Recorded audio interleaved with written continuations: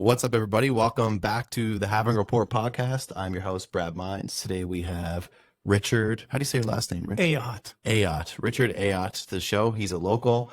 Richard and I met at your daughter's Stag and Doe just a couple weeks ago. And we connected. I saw one of the grand prizes was a $300 worth of Tezos. Yes. And a hardware wallet. Yeah. A ledger. A ledger. Nano. Yes. Nano ledger. Is that which version is that? Well, it's an older version. They have the Nano Plus now and so on, but this is the smaller original hardware. Okay. I guess. Simplified? Yeah, it's pretty simple. And Okay. It's got a small screen and that sort of thing. Yeah. It works. Yeah. Okay, good. Yeah, no, I recently moved over to a new hardware wallet. Yeah. The Trezor. Yeah. Yeah. They have a nice interface on the Trezor. Oh, yeah, you like that one? Well, that's a lot nicer. Well, some of the newer ledger ones have it too. They've improved them over the years. But Okay. yeah. Okay. Is that ledger pretty common in the Tezos community? Yeah, I mean, the ledger is used from day one. The nice part about Tezos is they have baking or staking, Mm-hmm. and you can use the ledger as the signer for creating blocks. I see. So that was done from day one, and that's why there was a relationship between Ledger and Tezos Foundation to get some of that. Okay, very interesting. So before we dive too deep into all that stuff, Rich, if you don't mind just giving my folks a quick background and maybe your introduction into the cryptocurrency space, whether it be Bitcoin or another way. Yeah, so I've been a software developer for over 20 years. And after 2008, I got interested in money and I wanted to find out what happened to this crash. I found Milton Friedman and Thomas Sowell and a bunch of other economists that I found very interesting and went down that rabbit hole. And then soon after, I heard about Bitcoin. One of the podcasts that I listened to, Stefan Molyneux, I'm not sure if you're familiar, he would take donations in Bitcoin. So I thought, I like this guy, so I need to find out what this Bitcoin thing's all about. So I dove in and the rest is history. So that's how I got into Bitcoin. Wow. So quite early into the space, quite early into the Bitcoin years. Yeah. Because you said in 2008 you became interested in money, and then was it a couple years later or? Yeah, I think the first mention I saw of Bitcoin was on a website called slash.org. It's news for nerds and stuff that matters. Okay. And it was stuff that matters. That's their motto. Okay. Their motto, yeah. And then I dismissed it at the time. I didn't think it was anything. I was like, this is a crazy idea. But then after seeing it a few times and seeing people accepting it, I really need to look into this because I'm interested in money and I'm interested in tech. So this is, let's see what this is all about. So was there one particular aspect about Bitcoin, like you mentioned, that, people were accepting it and that kind of caught your eye, but was there something that clicked that gave you conviction over the technology? Yeah, the decentralization idea and automating and making this money outside of manipulation from large organizations was really attractive. So yes. And I was convinced this was something we should pursue. Yeah, a lot of people don't realize that internet money wasn't just Bitcoin. There was all these versions that came out before, which I would like to study more about, actually, about previous versions of internet money. But then Bitcoin came along and was the first decentralized version of internet money, and that's what kind of made it so successful. Yeah. And then now we see this, obviously whole crypto revolution of using the technology for other types of coins and other types of projects. And so how many years were you into the Bitcoin? Were you maxi at first, and then did you kind of go to Tezos, or how did that transition work? Yeah, I was maxi at first. Well, there wasn't wasn't such a thing. Yeah. Interesting. I guess there were, but I wasn't aware of them because I think I just got into it and it was just Bitcoin. So yeah, I was definitely a maxi. I started selling Bitcoin. My contribution, I thought, let's try to get this out there. So I talked to my barber at the head shop down in St. Catharines. Oh yeah. I mean, you have the same barber, don't we? That's right. At the time, so I would go see Cedric at the head shop, and I asked him, I said, hey, do you mind if you put an ATM in here because I'm gonna start sell wow. Bitcoin. And he says, yeah, sure. I said, it'll be just a great conversation piece. Let's do this. So I got a Skyhook. These are old machines, Okay. but they were made. They were only about $1,000 each, and they were small, and you can put them in a place. And so I rewrote the software, called it Bitcoin Barber, and started selling Bitcoin. And the machine was selling so fast, I just couldn't keep up. I was running back and forth to the barber shop and trying to get like, oh my God, somebody just bought $1,000 of Bitcoin. And I'm like, So what are you inserting more Bitcoins into it? yeah, I know. Like, this is the thing, right? Yeah. So yeah, I would take the cash and then I would go to an exchange and exchange it back, buy some Bitcoin, and start to recycle. Reload it. I see. So that was those are the early days. And then about a year later, Ethereum came out, and one of the Bitcoin meetups that I would go to, John Garrett's started that up. Mentioned Ethereum and said, hey, they're going to start this really soon. Do you want to mine it? I'm like, sure. So I had one GPU and I started mining, and I'm like, oh, I'm getting 1 Ether per day. This is great. It's worth 50 cents or less at the time. Wow. So then I was like, okay, maybe I'll get a little bit of both, keep a little bit of Bitcoin, a little bit of Ethereum. And then the transition from that was I realized that Bitcoin wasn't as anonymous as claimed. And so I became very interested in Monero.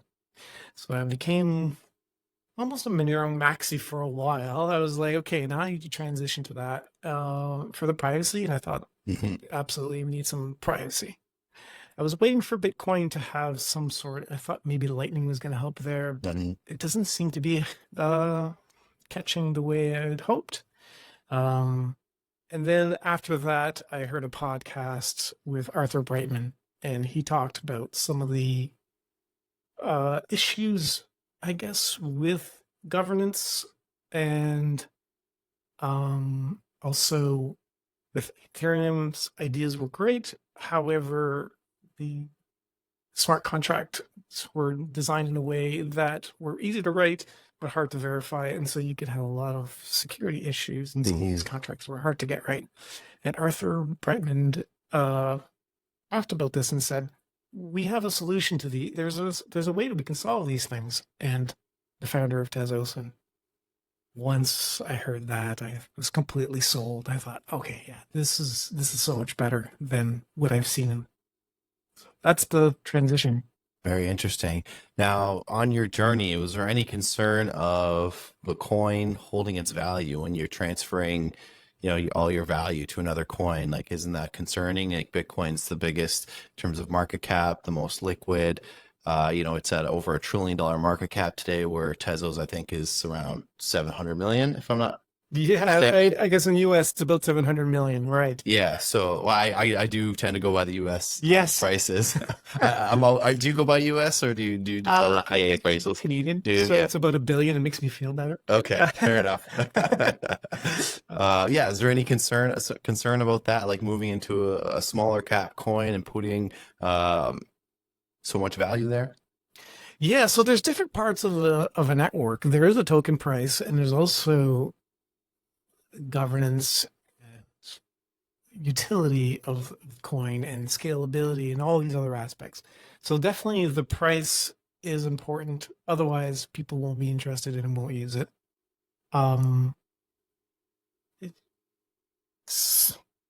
It's not as big as concern if you're not really interested in trying to make it rich or make it big. So Tezos has like the anti, to me anyways, it's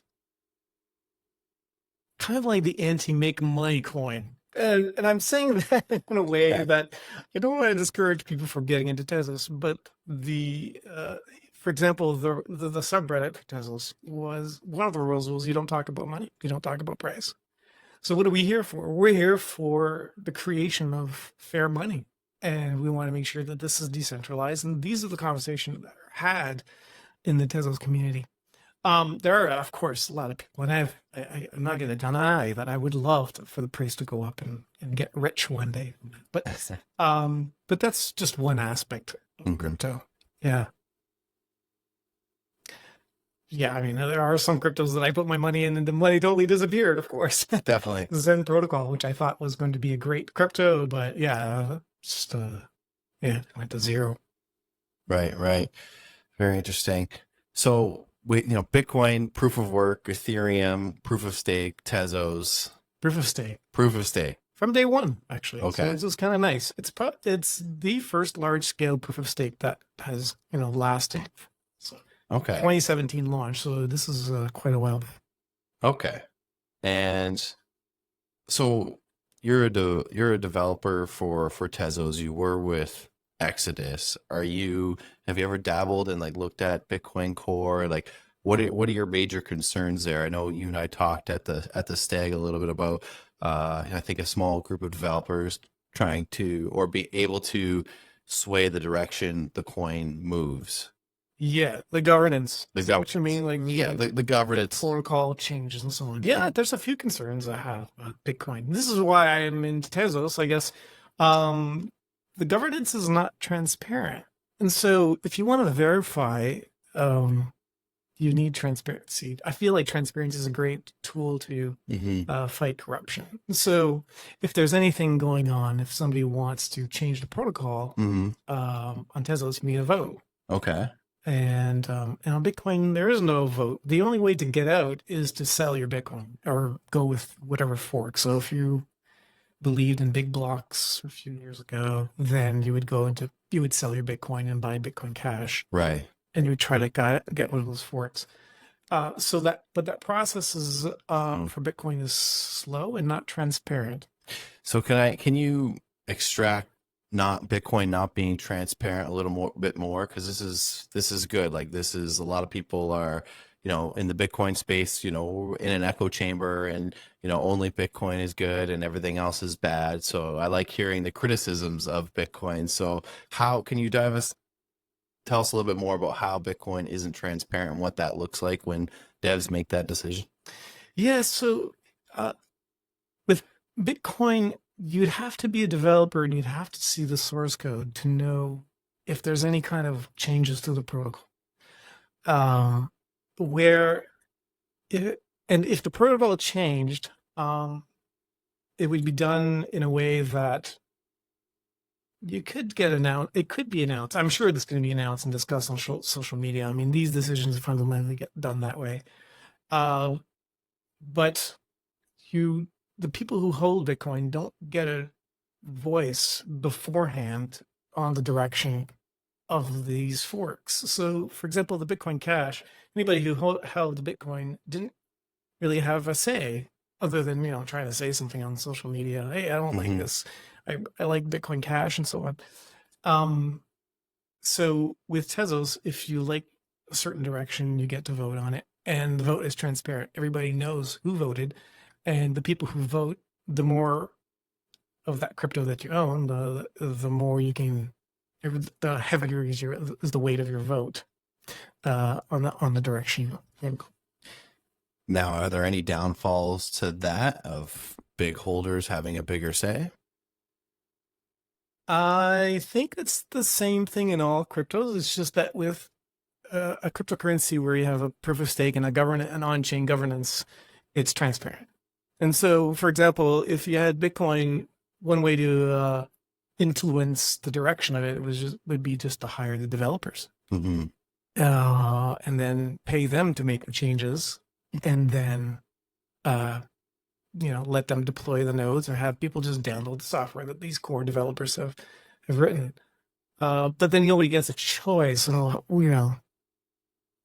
do you on the direction at that point? Nobody gets to vote on the direction until after it's been done, after the fork. So you can't buy Bitcoin Cash until it forks, right? And only at that point, now you're stuck.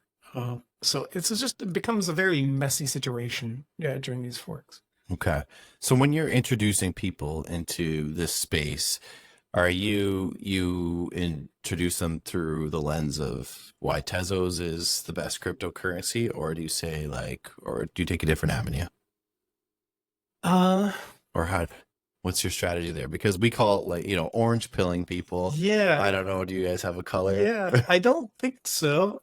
I think the way I approach it is like whatever fits with your personality the best. So I kind of like direct people to pick cryptos that match their personality Okay. and their values. So if you're a person who really believes in privacy, then maybe Zcash or Monero is a good choice for you. Mm-hmm. If you believe in decentralization, then I like Tezos. Tezos also has this idea of upgradability. So it's a fork resistant chain. So you won't see forks, but you'll see that chain evolve without forking. So a lot of the features that come out in the future Mm-hmm. eventually get absorbed by the Tezos chain. So I think that's like its superpower. So if I was going to try to sell some Tezos, I'm like, well, this is the chain that has the evolution part of the protocol. It's not like, hey, we're going to upgrade. So, for example, there are no other chains that actually do this forkless upgrade. Where Tezos, the protocol, there's a hash of the source code that represents the protocol, and that gets sent out to all the nodes, and all the nodes get this new protocol if everybody voted for it. So it automatically gets distributed to all the nodes. There are no other chains that I know that can actually do this seamless upgrade. So it would be like a 50% or more. Well, to get a change to the protocol, you need a supermajority. So it's 80%. 80%. Yeah, Okay. and the quorum is 50%. So we need about 50%. It could change. The quorum is how many people need to participate. So you need a 50% of the people who need to participate, and 80% have to say yes before we. Okay. So a lot of holders are probably just ignorant to what's going on and don't vote at all. Yeah, that's part of the problem. Some people don't vote, or they vote last minute. Yeah. And that's part of, any coin and any, a lot of people hold Bitcoin or Ethereum and don't partake in any other aspect of it besides holding it. Right. So, Yeah. So you said that depending on the personality of the person might depend on how you approach them into the space. What kind of personalities would you recommend Dogecoin people? A gambler. If you like to go to the casino, or if you like to buy lottery tickets, then buy some Doge. Go buy some Doge. Yeah. The meme coins, they could make it fun. I think it makes it fun for some people in the industry, because it could be very frustrating if you're losing a lot. But if you don't take it too seriously, then yeah. If you're not into the revolution, then I think the meme coins are fine. Yeah. Thing is with the meme coins, like all it takes is like a hot name and that's it. Like people are just buying it based on the name. I find. Yeah. What do you think about the whole Elon Musk and his promotion of Dogecoin on X? Yeah, he's being funny, and people are buying it. They don't realize that he's just joking around. Mm-hmm. He thinks it would be hilarious if something like Doge would be dominant. But doesn't it have like just absolutely terrible monetary policy? Like I don't know too much, but all I know is that like billions are created a year. Like there's no finite supply. Like yeah, it's not sound money. That's what I'm thinking for. And a basic version of Bitcoin. Yeah. I mean, I don't know that much about Doge. This is how uninterested I am in meme coins. Yeah. I hear about them, I look at them, and I just walk away. Dog with hat and Doge and Shiba Inu, and I see all these things, and like, okay, well, yeah, some people are in. It's a gamble. These are not going to be helping us in the future. Mm-hmm. It's just quick money coins. Are hoping that you can make quick money, but it's probably most of the time quick lose money. Right. So most of the time. Yeah. You do hear the odd story though, where people, sure, if they get out soon enough, out of those coins. I don't partake in those at all. I don't think I've ever bought a meme coin. I think I might have owned Dogecoin for a quick minute and got out of it, but definitely something and I wouldn't want to put my money in and feel safe about. Well, what do you think about like regulation in Canada and where would you like to see, or how would you like to see regulation in Canada develop in regards to the crypto space as a whole? Yeah. Canada's been okay so far. They've kept their hands off. But they seem to be tightening it up a little bit recently, which is, expected. Mhm. But I mean, I would love to have, of course, have cryptocurrencies. Ideally, it would be a state currency, something that would be officially, accepted. If you want to pay your taxes in crypto, Mhm. that'd be great. In fact, I think there's a couple of cities in Ontario that are Oh, accepting Bitcoin. If you want to pay your city taxes, mhm. pay them in Bitcoin. So, I um, yeah, I did hear about that. I forget what city or mhm, town it was now, but that's pretty cool. yeah, Um, so sorry, you say ideally just like accepted more and yeah, like not have any kind of government intervention okay, into the crypto. I think this would be like a completely hands-off thing. okay. If retailers want to accept it and if they want to pay their Mhm. taxes in it, this would be fantastic. Yeah. Now, do you see like, do you think guys like you and I should like be trying to push this idea of a circular economy in our area? Should we be asking merchants to accept crypto, Bitcoin, Tezos, or whatever you use for adoption? Do you think that's important here, or do you think that's just more important in some of these other places we're seeing it pop up around the world? No, it's definitely important here. And I make sure that every place I go, I ask them if they accept crypto. And I know they say no, but Yeah. to me, I'm just like to mention it and put it in someone's ear and like, oh, Yeah. okay, this guy is ready to date with Bitcoin. And usually I use Bitcoin because it's the most popular and people are familiar with it. So, Right. I'll say that. But Okay. Do you have Bitcoin ready to go yeah. if they say yes? Yeah. Or you Yeah. could do a little swap first. It's not, yeah, it's probably less than 1% of my portfolio, but I have a little bit of Bitcoin just Right. for show. Okay.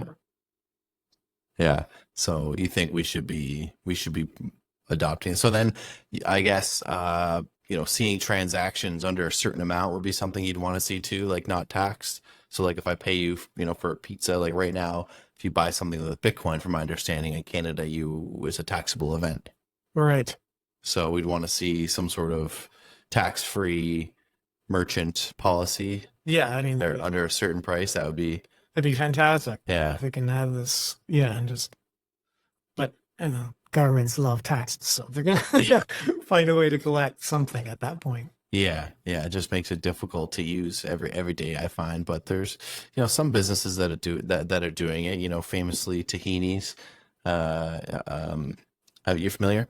No. No. So Tahini's, they added Bitcoin to their balance sheet. They're a Middle Eastern restaurant, like a fast food Middle Eastern. You go get shawarmas and that kind of thing. And they have a few locations around the GTA now. And I think before Pierre Poilievre became the leader of the Conservative Party, he famously went there and purchased a shawarma in Bitcoin. Oh, Uh, yeah, I think yeah. that rings a bell now. I think I've seen some videos of that. Yes. Yeah, yeah. So we've seen a little bit happen, but have you seen many businesses around here that are friendly?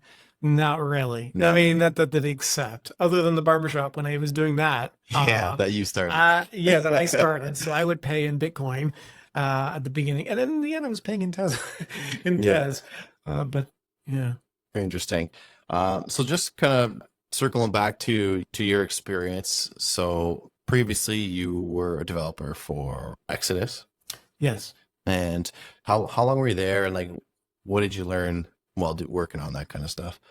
yeah. So Exodus, I was there for about almost 3 years initially. Then I got real passionate about Tezos, and I thought, well, I would love to work on Tezos related things full time. So left Exodus, and interestingly enough, um, the Tezos Foundation said, "Hey, would you like to work on implementing some of the features for Tezos in Exodus?" I'm like, "Yeah, okay, perfect." I just left. You should have asked me while I was still working there. Yeah. So I ended up doing some contract work for Exodus. So it's almost as if I've never actually left Exodus. So I did some of the integration for Web3, doing connecting your wallet to dApps, that sort of thing, NFTs. uh, all that for in the Exodus wallet. And yeah, and that came down to an end. And now actually I'm still doing some contract work for Exodus, but not Tezos specific related. But it's still doing some work in the wallet. Now, are they a hot wallet? It's a hot wallet, Okay. yes, but there's hardware support, so you can connect your Trezor and It's compatible with the major hardware players. yeah. So there's actually three. So there's the browser extension, Mhm. there's the mobile wallet, there's the desktop wallet. So there's Okay. multiple wallets, and then you can connect to your Trezor as well. So if you really want to increase that security in Trezor, which you should if you're going to have a large amount, Right. yeah, store it on there. Right. Now, are you an do you find yourself like to be an investor, or you're just like, do you invest like what you make? Do you buy, like commonly? Is it a frequent thing that you do, or you just kind of like messing around with owning coins, or do you like treat it like a real investment? Well, the nice thing is that I get paid in crypto. So that's the starting point. I don't start with fiat. So I Okay. don't start with fiat to buy crypto. So my position is I get paid in crypto and then I just convert whatever I need to fiat. So I'm all in on Right. crypto. Exodus pays in Bitcoin and the Tezos Foundation was paying in Tez. Right. And so don't know if I've been paying in fiat over the last 5 years. I haven't been paying, Wow. Over the last 5 years in crypto. That's cool. And now is Exodus, where are they out of? Like what country, the nation? They're decent. They're all over the world. Okay. They're remote first companies, so yeah, Everywhere and nowhere at the same time. right. Okay. People in almost every country. That's the best way to be in this space, I think. Yeah, it's really amazing to work there. Like to meet all the people from different places and Yeah. Cool. I'm sure they have some very talented people over there. oh yeah. I mean, yeah. When I first joined, I was like, oh my god, I don't know if I figured these people are incredible, like talented Really? people. Yeah, but yeah, it was great to be working with people at a skill level. Now you said earlier that when you first got into Bitcoin, you went to a meetup. Now, was this something local? Like where were you for that?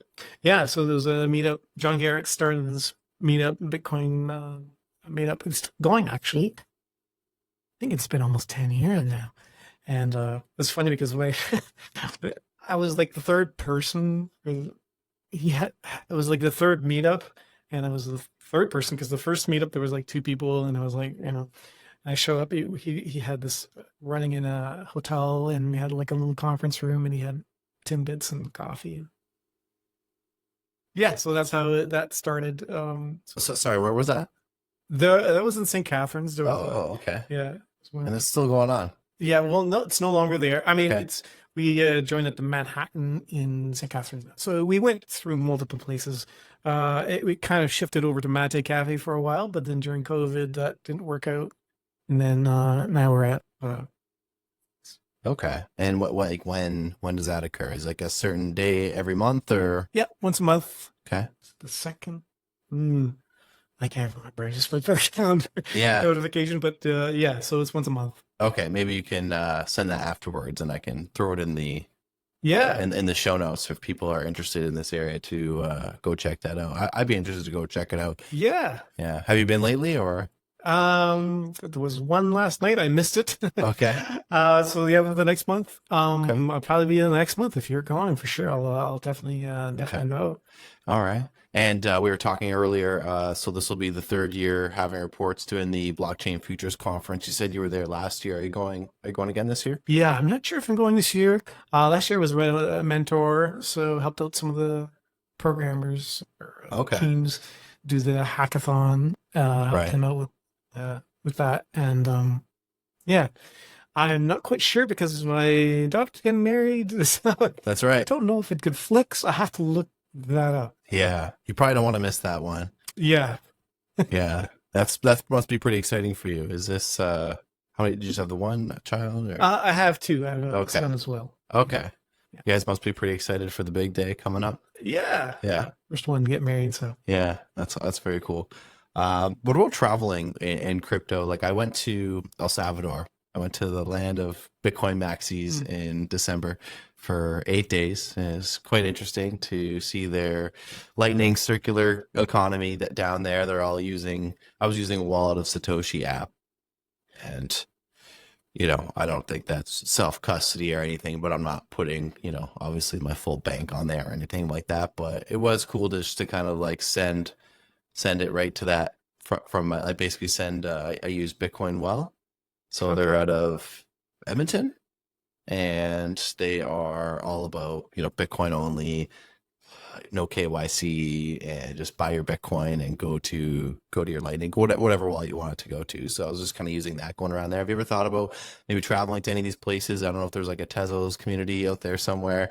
Or what are your thoughts around that? Yeah, I mean, that'd be really neat to go around and pay for things in Bitcoin or any crypto. Actually, that would be fantastic. So, I haven't had the chance to do that yet. Maybe the best chance I could have would be in France, because Tezos is big In France? in France. Yeah. Well, some core development teams are there, and then they're also used. Some of the big projects have started up in France. So, Interesting. yeah. Okay. Do you speak French? Yes. Okay. Yeah, I speak French. Okay. That would work out then. Now, like, I'm sure, word gets out, you're a crypto guy to people, and then people get curious. What would you say the most common cryptocurrency people ask you about? Yeah, so Bitcoin for sure. Is it? This is for Okay. sure what people ask about. Because I get a lot of people ask me about like Ripple, XRP. Yeah. Like a lot of people ask me about that one. And I'm like, you skip Bitcoin, you skipped Ethereum. Yeah. You're asking me about Ripple, in which I owned it at one point, but don't have any of it anymore. And doesn't seem like my philosophies align with it. I'm not sure. Yeah, actually, there are a few weird ones that came out. Cardano is one, so Okay. a couple of times.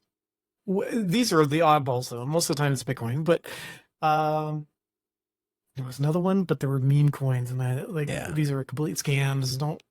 Yeah. I was like, why are you even asking me about this? This is not the kind of stuff that I mean.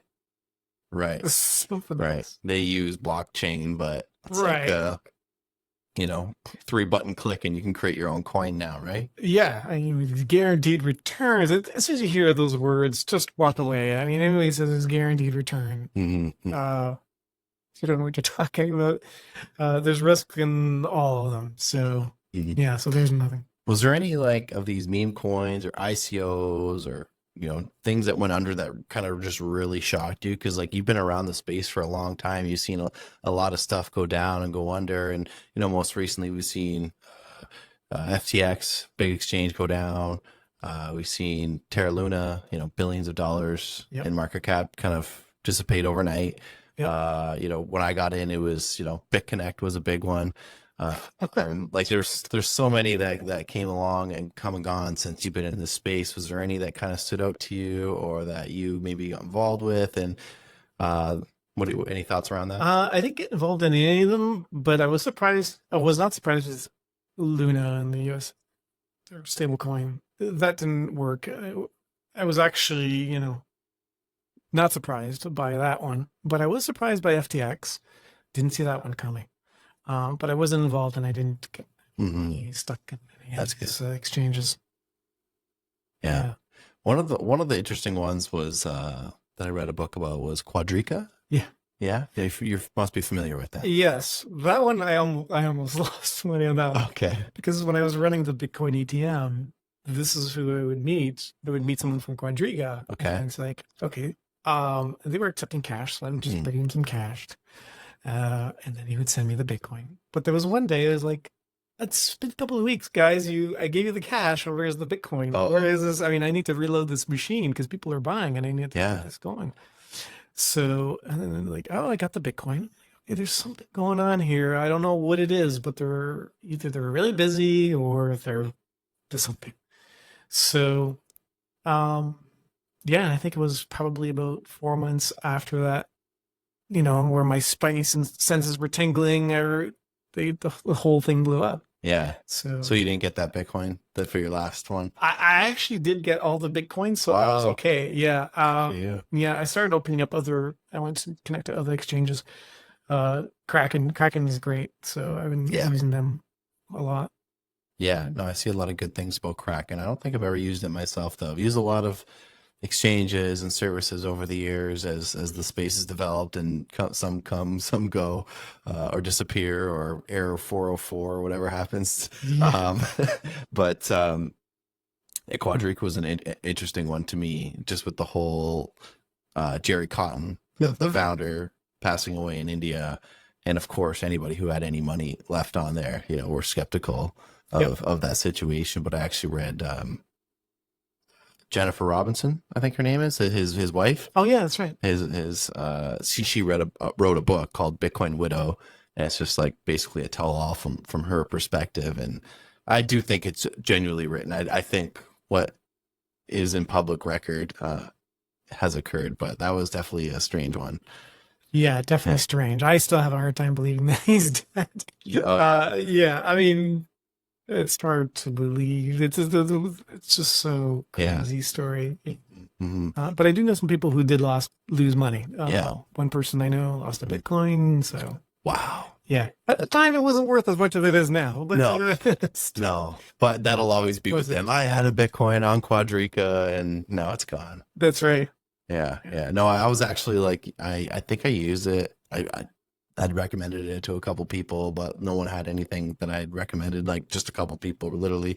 But they just did a quick swap just to get money, and then that was it, right? So, yeah, lots of things have come and gone over the years. So I'm sure you've seen a lot of them fall. Yeah, actually, Quadriga got me into trouble once after that. It was banking with a credit union, and at the time, I was buying Bitcoin from Quadriga. Mm-hmm. And they approached me and they said, "Hey, you can't send money orders to Quadriga to buy Bitcoin." I said, "Well, Oh, like, why? Is there like a law that says I can't do that? Like, what's the problem?" They said, "No, you just can't do that." Um, and then I really needed Bitcoin, so I decided to buy Bitcoin anyways because I needed it. And they closed my account and kicked me out of the credit union. They said, "That's it. You can't bank here anymore." yeah. Yeah. So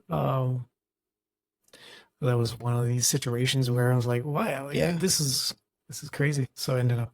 Yeah. And so do you see then like banks eventually just all having to crack and become crypto custodians if they're gonna survive in this new world? Yeah, I think so. Yeah, Yeah. they're probably going to be custodians for people who don't want to manage their own money. Mm-hmm. Yeah, I imagine a future where crypto will definitely be dominant currency. How important is self custody to you? It's the most important thing. So, yeah, absolutely. I don't think I would trust anybody else to hold keys to my accounts for sure. Yeah. I feel like the user experience needs to be better, though. We need to have make it easier. You don't want to be bothered with writing down these 24 words and down and making sure that's safe. And so that experience has to change. I think we need to improve that, but definitely I'm willing to do it. So yeah, yeah. That's awesome that we have so many people out there, willing to work on this stuff and motivated to do it. Right. What do you think the cryptocurrency prices, like altcoin prices, are dependent on Bitcoin? Like we see Bitcoin rally first and the rest of them rally for the most part, or what are your thoughts around that? The pricing, I don't know what's going on with the pricing, but they all are linked to some degree. Mm-hmm. Like you can see it happening in waves. So they all go up, follow each other. Yeah, I don't really pay that. I mean, I do pay attention. I look at the prices, but I don't do any trading or anything. So I don't really know the relationship between the prices, the coins. Yeah. Other than, I'm losing value relative to Bitcoin. Yeah. Over time. So do you measure that then? Like you measure like what your portfolio looks like. You measure in terms of Bitcoins and Satoshis. Yes. Yeah. Right. So that was kind of something that kind of pushed me to be more of a maxi, was that everybody else in crypto is just trying to get more Bitcoin Yeah. and or using Bitcoin as their balance sheet. So I'm like, why am I trying to play this? I feel like I was gambling by trying to get more Bitcoin like everyone else was doing. Yeah. Yeah. Well, what are your thoughts around that? Well, I think that it's really early to know whether Bitcoin is going to be the leader because, I mean, how much of the world do you think is using cryptocurrencies or Bitcoin, right? I don't, What percentage of the world that's a tough of the 8 billion people? Of the 8 billion people, probably like a small percent, like 3%. Okay, so Am I right? Am I way off? I'm not even sure. Okay. But let's say it's 3%. Let's go with that. Okay. Let's say 3% of the world. That means 97% of the world haven't decided on what crypto they want to use. Mm-hmm. So to say that Bitcoin is going to win at this point, when only 3% have only tried it. The other thing is that the 97% who haven't tried it yet aren't going to be the religious type. They're not going to be coming in and going, "Oh yeah, Bitcoin is the best thing since sliced bread, and this is the only thing." What they're going to be, the new users are going to be trying it out, and they're going to say, "Why do I have to wait for these confirmations? Why do I have to wait 10 minutes? And how come do I have to pay $5? For this transaction to happen? And why do I have to wait for 6 of these confirmations when I send it to Kraken or something like that?" They are going to be the new users, and they're going to be looking at total user experience, and they want things to happen fast. They want deterministic finality as opposed to Bitcoin, which has probabilistic finality, which means you never really know if it's final or not. And so these are some of the reasons why I'm looking at Tezos. Feel like the next crowd. So right now we're in a gambling crowd. So the initial crowd was the cyberpunks, the cryptographers. And then we got a nice wave of gamblers, the guys who go to the casino. But I think the next crowd, after the gamblers are gone, which I'm really tired of this phase, which is full of gamblers, but the next phase is going to be the people who want to use it day to day. And this is when the tech's going to matter. This is when the price of doing a transaction is going to matter. This is when finality is going to matter. This is when governance is going to matter.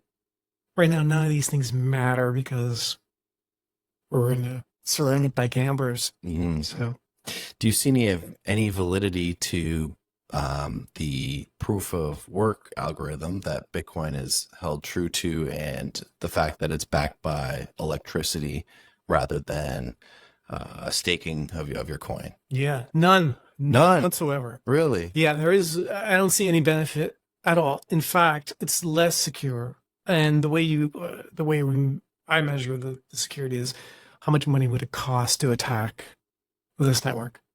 Yeah, there are other ways you can attack networking. Just hire all the developers and pay them millions of dollars to write the code. Yeah.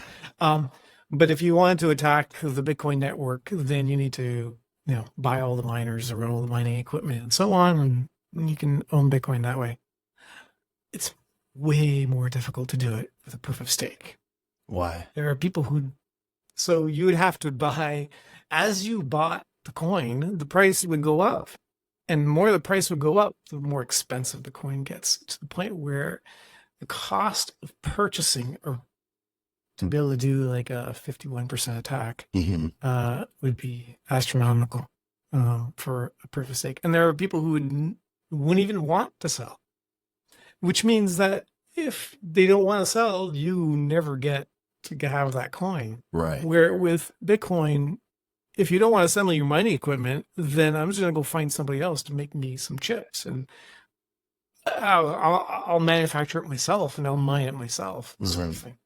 So there's still an attack vector there with Bitcoin. Where proof of stake, the security there is way, way stronger. So proof of stake, you have to own the coin for a 51% attack to buy all 51% of the coin to more than what's staked. And Bitcoin, you could be attacked by paying developers and buying your own equipment. But that kind of seems far-fetched at this point, would you say? like buying equipment to try to compete with 51% of the power, considering how difficult the difficulty is now. Yeah, Yeah. possible. Yeah. Probably. I mean, a lot Yeah. of these scenarios are really hard. I mean, I think at this point, everything is so secure that it doesn't really matter. We're at a situation where proof of stake has proven itself to be secure. I mean, it's been around since 2017. No one's hacked any proof of stake system Mhm. since then. As a mechanism to defend itself. So, I think it's proven itself. And so I guess what I'm getting to is like, why spend the billions of dollars on electricity when now you've got a technology that's been around for Mhm. almost 10 years. Well, let's say 7 years. Yeah. That's shown that it's just as resilient as. Do you think? Sorry to interrupt. No, it's, So do you think Bitcoin is incentivizes renewable energy at all? Because I see people making that argument. no, I think that's a fallacy. Okay. Yeah. So I don't know if you're familiar with Frédéric Bastiat, who's a French economist, philosopher. Okay. And he talks about the story of whether going around and breaking windows is good for the economy. And if you go around breaking windows, you're definitely going to create jobs. Someone needs to fix these windows. Mm-hmm. However, the people fixing the windows could be doing something else instead. Mm-hmm. This is the same problem with the Bitcoin and the mining and the electricity. You could be using the electricity to do something else. Right. And if you have another system that has just the same level of security, then why waste billions of dollars of electricity? I'm playing devil's advocate a little bit here. Yeah, definitely. I'd like to be challenged on those. Well, a lot of people talk about wasted energy Mm. and setting up miners right at spots where they would be able to transport that energy, or it would otherwise go to waste. Is there any validity in that argument? Possibly in some situations. I mean, Yeah. you could use the electricity. Bitcoin could be this giant resistor to Right. capture and turn this electricity into heat. But at the same time, I don't see the point Mm. when there's a different technology that Mm. does the same for 1,000 times less. So do you see like Tezos and other cryptos? Could they all be a complement to Bitcoin, or do you think they're in competition? They're all in competition right now. Yeah, definitely. For sound money, primarily. A lot of people see things like, oh, Ethereum's utility chain. So I don't see it that way. This is money. These are all Yeah. features of money, and they're all competing with each other, head to head. It doesn't feel like when you have a cryptocurrency on CoinMarketCap that's 1,700 times worth less than Bitcoin, competing with Bitcoin, but they are when it comes to features and governance. So you're on Twitter. Do you have any favorite people that you like to follow in this space? There's so I follow all the Tezos stuff, of course. Yeah. People wise,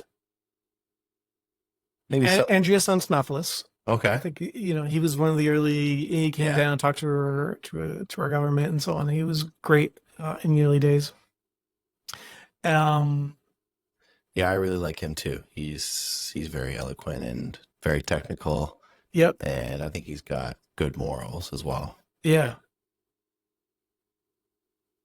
I follow that. I mean, Arthur Brightman, who's the founder of Tezos, co-founder, and Kathleen, his wife. It was a partnership between the two. Okay, that's interesting.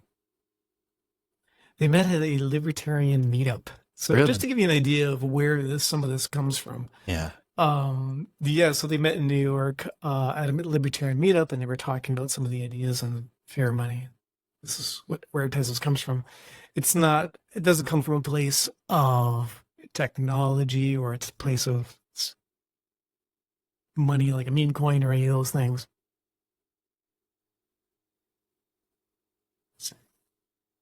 Austrian Right. economics. Okay. So, same roots as Bitcoin and Yeah, exactly. yeah. Okay. Hmm. That's interesting Yeah. too. That like so much of the community comes out of that libertarian. I went through a libertarian phase on my later years of my last year of politics where I was following Ron Paul Oh, and Bitcoin came across my radar and I'm like I need something to invest in this thing because I'm like this is seems like the next thing and it had zero money to my name at that time. I just started working and I didn't come across it till like 5 years later again in 2017 when I hit $4,000, I think. And I started paying attention. I'm like, what is this? Like I was a little bit older now and kind of matured, had been working, had some money to invest. So kind of went down that rabbit hole. But we talked about fiat currency slightly, but like so do you see fiat not lasting too much longer or you think it's gonna drag out for quite a while? I think it's Yeah. yeah. Yeah. It's hard to tell. I mean, I hope that it doesn't. But I think we would need some form of collapse, Yeah. cryptocurrency. And I don't consider CBDCs or any of those cryptocurrencies. They're still fiat, but Yeah. electronic fiat. Right. Uh, and they pretend to be cryptocurrencies, which is a very insidious move from whoever's creating these. Right, right. So be a little while before we see any sort of major adoption. Do you see any political party being more friendly to crypto, or do you think it's not really going to matter who's in that's going to develop sort of the same way in Canada? No, definitely some parties in Canada for sure. The Conservative Party, probably I've mentioned Bitcoin a few times. Frequently, Yeah, I mentioned, and you can tell Trudeau is not into it at all, and he yeah. calls it a scam. He calls it, all sorts of things. He's definitely not a supporter of it. So, Okay. uh, Because when I was at the Bitcoin conference, there was a liberal MP. His name's Joel Lightbound, and he's quoted the white paper, the Bitcoin white paper in Parliament. I think going back like 2015, quite a few years ago now. And he was actually at the Bitcoin conference, which I thought was a little bit out of unordinary to have a liberal there. yeah, Like very these interesting. are like all trucker convoy people and like completely out of the other side of the spectrum. And he gives a good talk, and I posted a clip of it on my YouTube channel on Having Report about what he's talking about, and he took a view that there's mostly been a lot of showboating when it comes to Bitcoin and cryptocurrency at this point. We haven't really seen too much on paper, like what changes are going to be made. But I met Trudeau in Niagara on the Lake back in 2019. And I asked him very quickly, I'm like, what are you, do you, I think I asked him, like, what do you think of Bitcoin or have you heard of Bitcoin or something? And he's like, oh, my brother-in-law's or something. He's talking about someone in his family being a crypto fanatic. And he kind of just like very quickly just said that and got shuffled off into his black SUVs with all his security guards. But it was interesting. He seemed like aware of what's going on. That going back to 2019. I mean, obviously, someone like him should be aware of what's kind of going on. But Mm. and I also think that he kind of like when he chirped Pierre Poilievre about his Bitcoin, mentioning Bitcoin, I almost feel like he was appealing to like older voters who might think, what's Bitcoin? This is crazy. I almost think it was a political move, and I haven't really seen on paper any changes that are going to be made one way or another. And it's kind of stayed out of the topic of, the front of politics at this point. But, we're seeing Donald Trump in the States now. People are saying, oh, now you're a Trump supporter because he likes Bitcoin or he talked about Bitcoin and this and that. Do you have any thoughts around that? Yeah. I think it's good for the industry to have politicians talk about it. So, sure. Whether it's Donald Trump, whether you're a fan of him or not, it doesn't matter. I think it's great to have people talking about it. Mhm. Any publicity's good publicity. Yeah, exactly. Yeah. That's it. That's got to be his motto for sure. Yeah, for him. Yeah. I don't know how much he really cares about it, but Yeah, for sure. Well, yeah, I mean, he's clearly reading off a teleprompter back and forth, like when he's talking about it. So, but we'll see how that develops. What do you like to do when you're not working, when you're not looking at crypto stuff when you're not, busy with wedding plans Yeah, and all that yeah. kind of stuff? What do you like to do?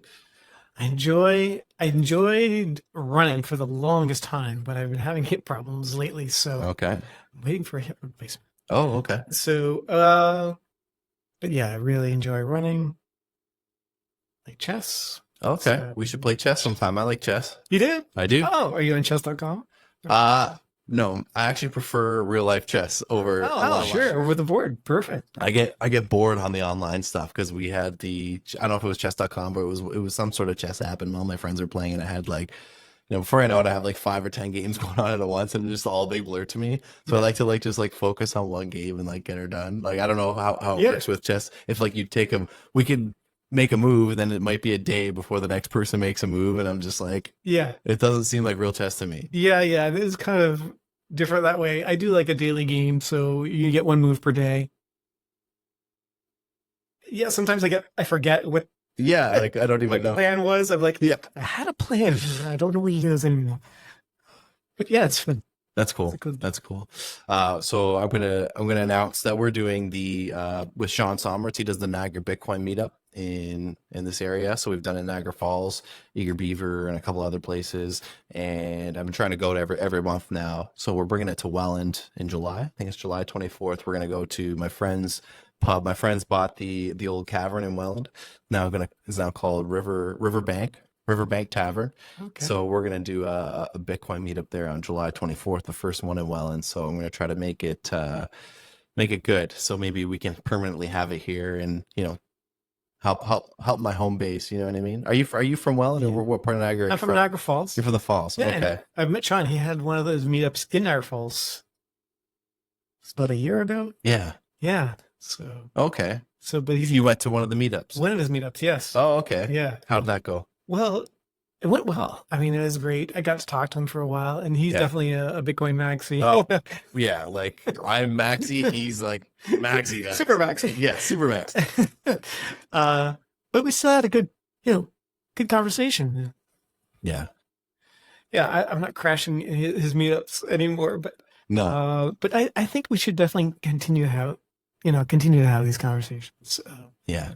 And challenge some of the assumptions or some of the beliefs Yeah, for sure. on these systems. I enjoy doing that. So Yeah, definitely. Like I said, my philosophy is I'm just here to learn.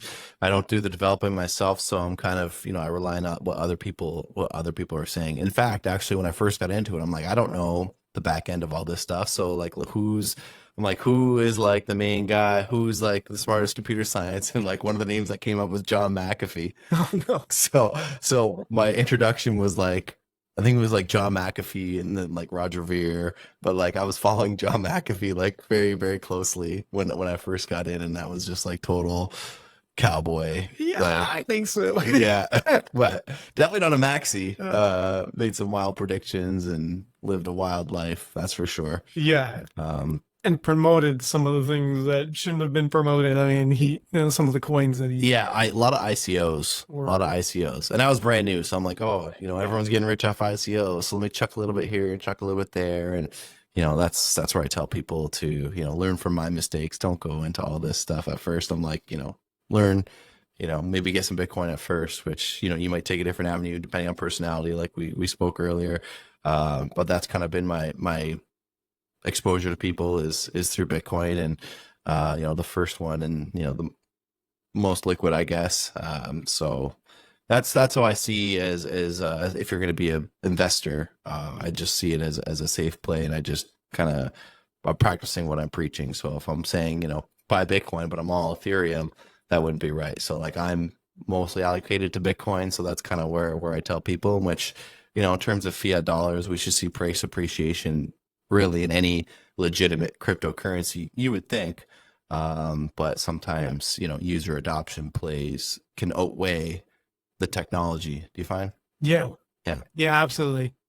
There's I would only recommend some of the legitimate ones. I think some of the ones that have lasted over the years, are relatively safe. Yeah. Yeah. Another person that I would like to mention is Eric Voorhees. Oh yeah. Yeah, I follow him. I like him. Yeah, he makes a lot of sense. Yeah, and I noticed like a lot of Bitcoin OGs aren't maxis, and that includes Eric Voorhees. And I really got to know what he was about, or his history through the book Bitcoin Billionaires. Oh, So that's about the Winklevoss twins and their journey into the space. And I actually DM'd Tyler Winklevoss on Twitter. And when that book came out, and I said, "How does a pleb like me get one of these autographed books?" And he's like, "Send me your address." Lo and behold, I got a copy of nice. the signed by Tyler and Cameron, Wow. or maybe just one of them signed for both. I don't know, but Yeah. it was cool. It's part of my collection now, Nice. the Bitcoin Billionaires. But in that book, it talked about their journey with what's his name, Charlie Shrem, and Eric Voorhees, Roger Ver, and how all those guys were all connected in the beginning, and just a cool story that's not like overly technical, just kind of story of a lot of the OGs that were in the space. So I would love to talk to Eric. He seems like one of the more grounded, well thought out libertarians. Mm-hmm. Yeah, very well spoken. Mm-hmm. Yeah, very clear thoughts, and yeah, great to listen to. Yeah, and I think he was on a couple of the documentaries too, like Banking on Bitcoin on Netflix. Yeah, have you watched any of the specials? Or I watched a few of them. Yeah. Okay. Yeah. Yeah, they're always interesting. Yep. Also, Running with the Devil, the John McAfee story. Yes, I did watch that series. Yeah. We're at the hour mark. Is there anything that we missed today, or any maybe words of wisdom for folks getting into this space? Bitcoin's at 65,000. I don't usually follow the price of Tezos, so I'm not sure what that's at, or in Canadian dollars, I think it's $1.05 or something like that. Okay, and is there a max supply? The inflation is around 1% now. So Okay. there's we just went through a protocol upgrade, Mhm. something called adaptive issuance. So Okay. inflation now, I think a little bit less than what Bitcoin's inflation is. Okay. So I know that Bitcoin has a capital, and then we go over in about 100 years from now or so. Yeah. But that's like a whole new other discussion, and we could talk about the security budget and that sort of thing for Bitcoin. Yeah, so inflation is about percent. Okay. So now, before we end things, maybe you could give us some kind words about Bitcoin for all my Bitcoin people. Yeah, for sure. Well, Bitcoin being there the first, I think a lot of people have the same values. So we're on the same road here. We're just taking different ways to get to the destination, but I think we're all aiming for the same target. So that's why this is great to have people. Doesn't really matter. I think that I enjoy talking to people who are into legitimate coins. So anything that's not memes, I like to enjoy those conversations. And Bitcoin's one of them. So it's definitely legitimate. So Very cool. Yeah. We appreciate those kind words. Rich, where can we follow you and learn more? On Twitter, I'm Rich Ayotte. Well, X now, actually. That's probably the best way to follow me. Okay, awesome. Thanks for doing this tonight. Yeah, great. Thanks for inviting me. It's great. All right, let's do it again sometime. Thanks.